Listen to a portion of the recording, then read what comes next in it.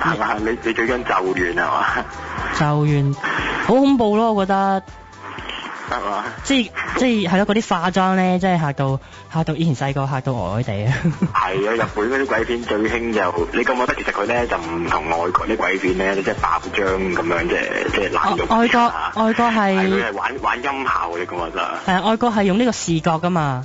係啊，日本嗰啲咧就玩音效咯。係荷里活玩視覺。靈咧，或者即係就算咪開櫃桶嗰啲咁樣，好似都有聲咁樣嘅。係啊，日本嗰啲就真係啲聲無啦啦嚇你一驚，令個恐怖樣出嚟嚇到你抽筋嗰啲。係啊，即係個樣扭曲咗嗰啲啦。係啊。我淨係講心亡，其實我自己最心亡嘅嘢咧有兩種嘅。而家諗到兩種。好啊，講嚟聽下。咁咧就第一種咧就係咧，我覺得我好怕一種就係咧，首先第一種就係某啲電視嘅廣告咧，電視嘅廣告咧，佢用嘅畫面咧，想帶出嘅 message 咧，其實我覺得係唔合乎現實嘅。例如咧，可唔可以講啲內容？例如即係譬如咧，譬如好似即係佢認為一個家庭，佢就係認為一個家庭係咁樣嘅。係。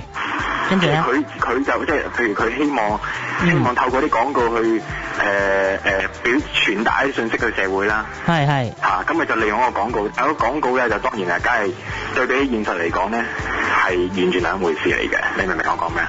即係譬如即係喺個廣告裏邊個家庭係好永遠都愉快快樂咁樣，你明唔明我講咩？係。但係跟住咧但係現實通常都唔係噶嘛，咁你會唔會你唔會下下都叫你老豆做爸爸咁樣噶嘛？你明唔明？即係有啲廣告好一家人好融洽噶嘛。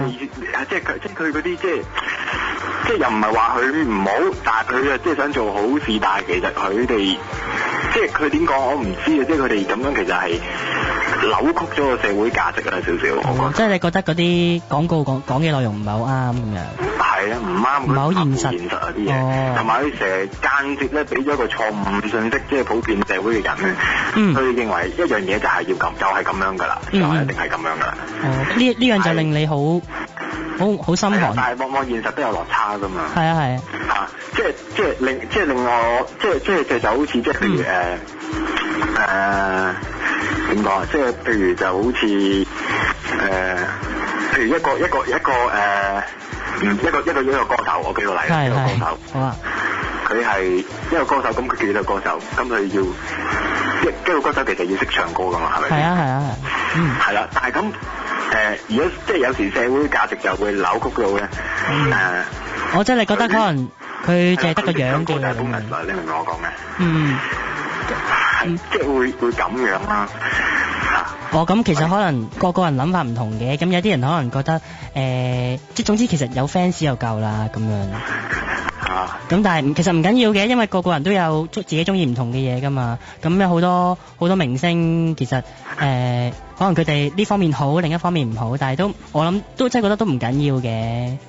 係啦，即唔係我舉個例子，即係有啲明白，又或者譬如前排有啲事發生啦，咁樣就係咯。咁你講咗咁多關於社會嗰啲，有冇啲係發生喺你自己身上嘅？我自己身上我真係好似依家諗唔起喎，我真係諗唔起自己有啲咩令你好驚啊！即係其實我就係想帶出個信息就係即係明白點講？即係譬如即係有好多嘢係佢係點講？搞到啲即係人咧，一個社會咧，佢有啲佢哋即係搞錯咗佢哋嗰個認知嗰個觀念啊！我覺得我都明白嘅，即係例如譬如話譬如一班人咁，你有冇時睇啲戲咧？係譬如一條村咁樣啦，譬如話係。咁或者你有冇睇過《聖女貞德》啊？冇啊！《聖女貞德》呢套戲咧，我唔知你有冇留意個劇情啦。咁啊，聖女貞德其實佢係一個唔係識打仗嘅一個女人嚟噶嘛，係咪先？咁但係咧，佢就最後尾就帶領個軍隊啦，係咪？係。咁啊，作為一個精神指標咁樣啦。咁但係咧，你有冇留意套戲咧？佢係裏邊講過就話，佢要驗下聖女貞德係咪處女佢先，即係來表達證明佢係咪一個聖潔嘅女人，先俾佢行軍帶領個軍團打仗。另一樣我最怕就係呢啲思想啦。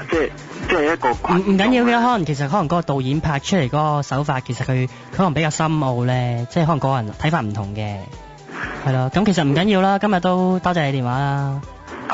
係咯，好啦，咁遲啲再傾過啦。好啦，拜拜。哇，真係，哇，原來啲社會嘅事咧，都令到大家係有咁多咁不安啊，或者係唔舒服嘅感覺。咁唔緊要啦，咁其實或者可能大家聽其他歌啊，或者輕鬆下。其實我知大家關心社會㗎，咁但係有啲嘢我哋盡量做到就做啦。好啦，咁我哋聽首歌翻嚟咧，就繼續分享下大家對於有啲咩事係好